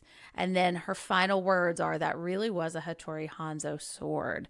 So let's talk about this fight. How do we feel about how they feel about each other? And how do we feel about this fight in general? I just want to say this is snow horror, and I love it. We get blood on the snow, and it's so cool. It's beautiful. Yeah, it's like a painting. Yeah. Sammy, what do you think? Okay, so here's where I'm gonna read the full rundown of like that they were friends before the events of the church like theory. This is like really popular. Like there were a lot of articles written about it, multiple Reddit forums that I saw about this, but this was like the best one that I saw written out. So firstly, the bride knows O-Ren's entire life story. She's the one narrating the animated sequence. You know, she knows the loss of her parents, how she killed boss Matsumoto, how she became the top female assassin. Now one can assume that anyone in their type of business would know some of these facts about O-Ren's past, but she's the only assassin from both films whose background and current position is revealed extensively. The entire first movie is almost dedicated to her. The only person on the bride's list to receive as much development is Bill. One of the biggest hints to their friendship was the scene after the bride kills Gogo. Silly rabbit tricks are for kids. This could be a simple play on words in reference to the bride's real name, but it seemed that the little phrase held special meaning to them, an inside joke. Note, she did not share any witty banter with any of the other assassins. Not only that, but the overall tone of the fight with O-Ren specifically was a lot less vicious. Granted, they were fighting with samurai swords, but even their facial expressions weren't as angry, but rather somber. When they exchange words after the bride lands her first blow, O-Ren pauses and goes on to apologize for ridiculing her earlier, as you said, Jen, and not in the way that Vernita Green apologized, you know, begging for her life, but in a truly regretful and graceful manner. It should be noted that there was never any patronizing from the bride, like there was with Vernita, or any aggressive bitchiness, like there was with Elle Driver. Both O-Ren and the bride showed mutual respect for one another. When O-Ren and Beatrix are fighting, when Beatrix says forgiven, she has tears in her eyes, not tears of pain, but what looks like tears of betrayal, a betrayal between two best friends who couldn't say no to their orders. Leading to the final hint, the bride's reaction when she finally lands the killing blow to O-Ren's scalp. Not once did the bride turn around to look at her triumphant victory. She's instead facing the opposite way, panting as if she's trying to cope with what she had just done. There was even a moment where she seemingly starts to turn and face O-Ren's lifeless body, but she walks away instead. And why would a highly trained, cold-hearted assassin react in such a way? And there was a lot of people that think this. Like, I'd seen full articles written about how people think that they had not like a sexual relationship, but like they were best friends throughout it. And like, honestly, like I could like see like a prequel comic book series or something about like the adventures of them or something like that, because there really does feel like weight to their interaction. And like how much I love the end sequence with Bill and the monologue that they have. These are the only two characters that the bride gets to have kind of a little bit of a monologue with. So there's definitely more care to it. It just, I felt weight to their relationship that I do not feel with the other characters. Yeah, and I think I do really like this interaction, and I think comparing it to Vernita's apology feels so apt, because as I was watching this a second time, I was like, oh yeah, she is just trying to convince her not to kill her and her daughter. But it's not remorse. Yeah, but I love the way this is framed too, and like this little water thing that keeps like kind of reminding us that time is passing. Did that remind you at all about Once Upon a Time in the West? Like, it sure did. I was like, I see what you're doing. The windmill here. just there squeaking, passing the time. Yes. Yeah. And I mean, I just geek out about snow horror, but Rachel, what do you think about this fight? And I wanted to ask you a little bit more about this martial arts style that you have been studying. Oh, okay. So yeah, I've been studying Jeet Kune Do, which is the style of martial arts that Bruce Lee developed. So you told me about that, and he one of your teachers knew him or something? Yeah. So my Sifu, Chris Kent, was a student of Dan Inosanto, who also worked alongside Bruce Lee, taught at his school, and basically, I believe, like taught Bruce Lee how to use nunchucks. They were in a couple movies together in Game of Death, and so so there's just a hop, skip, and a jump to 6 to degrees. Bruce Lee. Less than that. There's just like 2 degrees to Bruce Lee. So it's very cool and to like hear about that stuff, because Bruce Lee has an interesting connection to Boise, but that's a whole other story.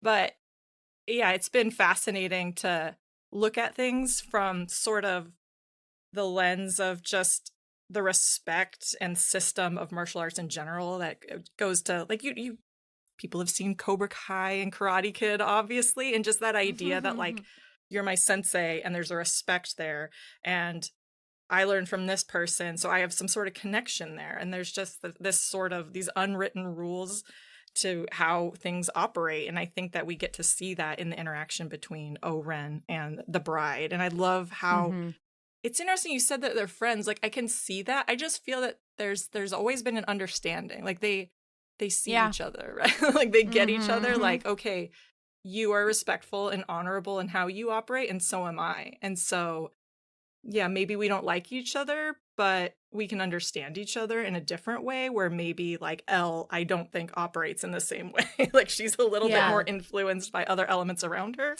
where I don't feel And like that might come from her culture, because none of the rest of them are anything other but just, bumfuck Americans. So O-Ren and the use of the swords, right, I think is important in how they fight. And there's like a big, it's kind of like a showdown, like an Old West, like, all right, we're gonna meet here at the crack of dawn, and we're gonna have this showdown, and we're gonna do it properly, and we're gonna both be on, play by the rules, basically. I'm not gonna pull out a gun in a cereal box and shoot you. Yep.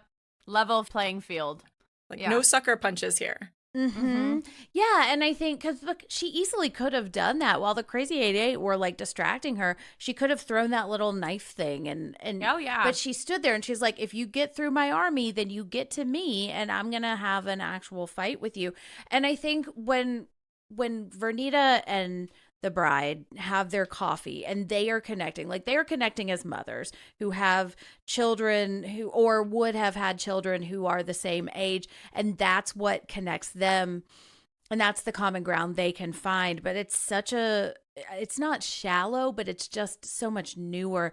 And I think when I see the bride and O-Ren connect, it's like they connect because they are the same kind of person. Yes. They connect on a much, much deeper level. They're like, yes, we've both trained. We know what we're doing. And we also know why we're here. And we know that it's not wrong for either of us to be here. It's just who's going to win. Well, and like when talking about the swords, like when she says like, oh, I have a Hattori Hanzo sword, and you see her being like, you lie, because it's just like, that's not possible. How could you possibly, it's like she's literally like caught off guard by that fact, because it's like, she understands the weight of what that means. Like they both know. Yeah. It's like, this isn't just, saying like, oh, I have a Birkin. It's like beyond. It's like I have the Birkin, the $10 million Jane Birkin. The first one ever made. Like, that's not possible. Well, okay. Do you think that she would have won if she didn't have that sword? No. If she just had another sword? I don't think so. I think that from how I look at it, the bride is fighting for something different. Like at this point, like O-Ren's fighting to defend herself, but it's like when you're fueled by that kind of thing, like it's like a different kind of energy. It gives you an extra oomph that it makes up for any weakness that you might have. Like it's the whole thing of a mom lifting a car up over her kid, And even like her sword. So the sword that O-Ren uses, yes, it's a tribute to Lady Snowblood, but I think it's more than that. So the kind of sword it is, I'm probably going to butcher how you say it, but it's called like a Shikome Zoe sword, which means hidden blade. Like, I don't know if you noticed, but it's like flat. Like it doesn't have the like handguard kind of thing, which I also don't know what that's called, but I think you know what I mean. And how she holds it up. Because the idea was like you could disguise it. Like you could hide it really easily. It could be a cane. It could be an umbrella. Like in Lady Snowblood, it would be sort of like a secret weapon. Like, haha, I pull out a sword out of this and you weren't expecting it.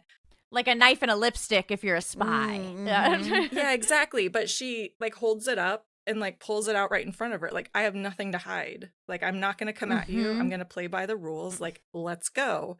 And I love that, because I think this is one of the most honest. There's no desperation there either. It is like, it's acceptance, and it is, I think it's so much of it is cultural. I think, if you think about it, like the Japanese are just way more into being respectable people than we are. So I that's probably why the other characters, she doesn't have as much respect for them, because it wasn't returned in any way. Yeah. And she knows like, I did a bad thing. And like, if, like, I can't remember exactly what she says, but like, if there's worse places to, like, if this is how you die, if this is the last thing you see, like, that's not too bad, right? Like, this is really beautiful. Yeah. And at least it was from a real warrior. Yeah, like, you know, like, there's respect in that. Like, that's a very old school idea, right? Like, die honorably, like, die on the field of battle. Like, that's the most honorable way you can die. And she's going into that fight knowing that one of them's not walking away. And I don't necessarily get that from all of her interactions with any of the others. Like, I think that there's like potentially some world in which they, I don't know, they both walk away in one way or another, or they can talk her. Like, I feel like Vernita, like, oh, like my daughter, like I can talk you out of this. Yeah. And with O-Ren, no. There's hubris to them. Yeah. You know what I mean? Well, and I think it's because these two people, it's like, it feels like they don't have anything else in their lives but this revenge, this need, and they've built things around themselves, but You know, like I think part of me is like, I wonder if the bride could take over the Tokyo Yakuza. She doesn't want to. I don't think she'd doesn't want want to. to. Exactly. She doesn't want to. But, and I think she, like, going back to what we're talking about with the sword, it's like this is an instrument. It is an instrument of death, but it is serving as an instrument of like righteousness. Like it is righting a wrong. And while I do believe, and I've said it a couple of times, nobody here is really wrong and nobody here is really right, but the balance is on the bride's side. And so she is trying to settle a score. And so even though it's like this one sword gives her that extra oomph to get it, you know, she's got righteousness on her side and she knows it. Well, yeah, and the fact that he made her that sword, O-Ren knows what that means. Exactly. Like, and O-Ren knows shit. it too. O-Ren knows she's in the wrong also. Like he gave you that. He made that for you. Uh-oh. Like, damn. All right. Yeah. That means you deserve it. Yeah. Right. And I think that mutual respect comes into play there too. It's like, I think she kind of knows going into this fight. They both know there's a good chance I'm going to die because I'm essentially fighting with a different version of myself. Yeah. And Yeah. we are both on equal footing. And so it's interesting that O-Ren has these two swords, but the bride's righteous instrument is what ultimately wins. And I do love the moment where she's just cutting that sword apart with it, you know. Wait, hers, O-Ren's, or the the guy's? little kid, the Which last also 88 guy. interesting mother thing, right? Like that issue of motherhood and like Go home to your and mother. just like what Yeah. are you doing? Like you are out of your element. Like you Right. like you are not a worthy adversary. Like go home. Yes. Yeah. And so she doesn't kill him, and which just shows that she, you know, it's like Yeah. her levels is different than other people. Because anyone else any of the other Vipers would have just killed him. I think so, But yeah. she knew that, like, it wasn't. Why kill someone that isn't at your level? It doesn't make you feel good. If anything, that would make you feel bad. Right. Like, I also just love a sword that cuts another sword in half, you know? It's just it's cool. it is a nice. It is visual. very really cinematic is. too. It's like I mean, Yes. maybe that's logical and reasonable. Maybe he's just Yeah. playing with some toy one because he's a child. So who knows? What are those knives that cut shoes in half or something? The Ginzu knives? Are or the ones something? that like people sell, the knife salesman that every guy that I went to high school with who got C's started doing God, after. yeah. I had a friend who used to keep those on his walls, and whenever he got drunk, he would juggle them, so we would have to hide them. So, Yeah. but you know what? He got me into a lot of bars before I was 21. So you know, hey, Kenny, man, public Those guys are service. good doing for well. something, huh? Exactly. Yeah. All right. Well, is this good for her horror though? Speaking of being good for something, Yes. I think yes. It just, man, it's too awesome. It's the ladies goodest of fighting. horror. It Goodest really of is. good for her. Yeah. I can't believe I spent so much of my life not liking this movie. I'm so glad that this could be used as, you know, Yeah. like you're born again Tarantino I know. fan. Like, maybe I should watch some more stuff. This is a very this is female empowerment, the movie. I really do think I that. think so too. And I kept watching this because I have a huge crush on Ethan Hawke too. And I was like, man, it must have been She's stunning so, in this, she too. is. And like, what a fun role. What like an awesome She was role really to be known pregnant for, when too. they first wanted Yeah. to do that. Maya Hawke was, yeah. And that's so they had to wait a little while because she's like, yeah, I want to do this movie, and then she's like, but I'm pregnant. There's a lot of things that happened too. Oh, wow. He made and we'll talk about it on the right episode, Yeah. but he made her get into a car, and then like they got into a car accident, and so they were not on good terms for a very long time. Yeah. Which is so sad because She you know, helped I mean, create not the saying whole that, character. Yeah. Yeah, and she did. I mean, it's signed from them. Yeah. You know, it's the two of them. I think since they have worked it out, but I mean, she is like, there's a glow to her in this movie that I typically like. I'll be honest, like aside from Pulp Fiction, like I've never really thought of Uma Thurman. Like I just don't. Yeah. I've never been a huge fan of hers. I've never really been attracted to her. It's not like I thought she was ugly. I just didn't think of you know anything. She's not And always in on this your movie, radar I was kind of like, thing. there is something about her that is so eye drawing. And same with Lucy Liu. You know, same with Yeah. all of the women in this film. But like for whatever reason, I have just this is the movie that made me go, oh, okay, I get it, Ethan Hawke. Yeah, I get it. exactly. You should be so lucky. Well, and I think just to watch them be so gorgeous and so strong and so cool, I love it. We so love a hot much. And messy. Yeah. And they're, yes, and there's so many female fighters in this movie. I love it Yeah. so much. I It's so much fun. absolutely think it's good for her because, especially if we're good for her for O-Ren, she never like undercuts herself or like never No. shifts in her. She's very Yeah, like, strong. Like I was like genuinely sad when she died. Like this is the only character where I was like, man, like I wish that could've maybe been they could have friends. worked it out. Yeah, like she's consistent through and through. She never begs. She never makes excuses. But also like she never apologizes. Like, she's just like, Yeah. I did what I did, and like, all right, this is what happens. Like, I don't know if it's taking accountability necessarily, because she's not apologizing, but just like, no, I understand what I did, and this is what happens. There's a lack of groveling that I really respect, you know? So I think that even for her, even though it doesn't work out in her favor, she could, at the end of the day, when she's dead laying on the grass, respect how she died, the fight that she put up, everything she did, and the fact that she died at a Hattori Hanzo sword. Like, You can't get much better than that. That's true. everything about it is honorable, I think. And she died as queen too, you know? Yeah, like it she would got be to like the if I pinnacle. died by like stuffed animals, you know, like dying by the thing that you love. Like, that's my ideal way to go, just covered in plush. And we're beaten by Yeah. a fighter, a samurai, a warrior who was a worthy adversary.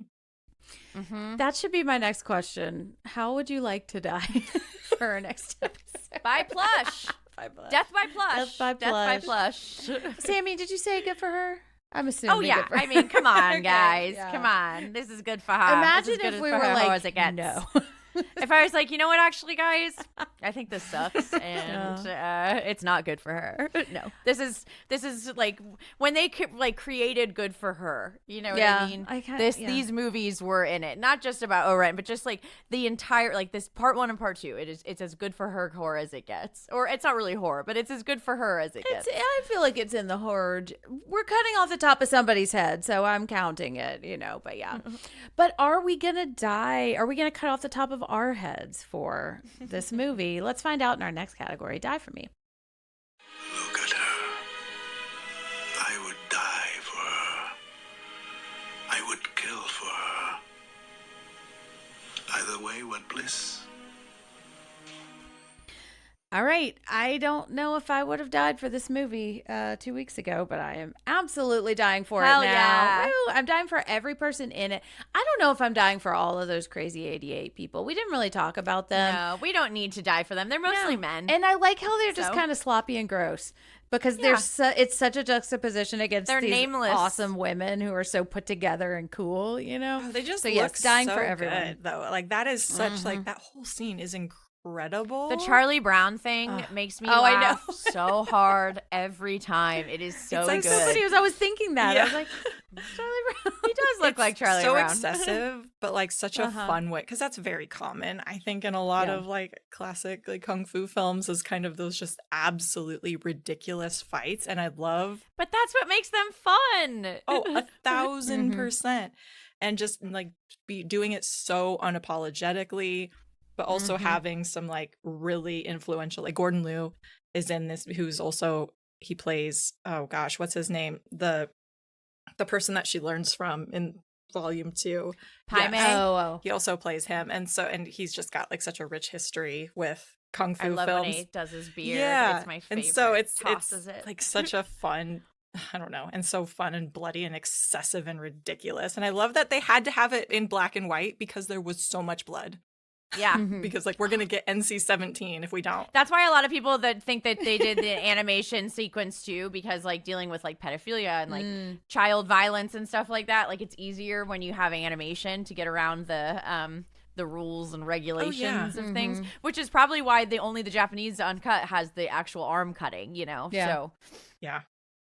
we're weak. Yeah. Us Americans are weak. I know. Well, we always got to change the stupid endings too. Yes. Well, Sammy, are you dying for anyone? Yes, of course I am. This is one of my favorite characters in film. I love her so much. And speaking of dying, when O-Ren warns the bride she might not last 5 minutes in a fight, she loses the duel in a fight sequence that lasts exactly 4 minutes and 59 seconds. Oh, that's so So crazy. one last little Yeah. piece of trivia before we go, but I just thought that was so cool. I was like, yep, she didn't last 5 minutes. I mean, I have to die for people that are dying in snow horror. That's like, the thing. I just, She's yeah, got flair. Like, yes, appreciate it. Mm-hmm. And it's like the boss levels. Like we keep saying it, but this is just such a gorgeous final fight too. Like it's Yes. it's. I can flawless. imagine in a video game it would have looked incredible. So And on that note, let's wrap up with what's coming next. Unlock the next configuration. And then the last. No.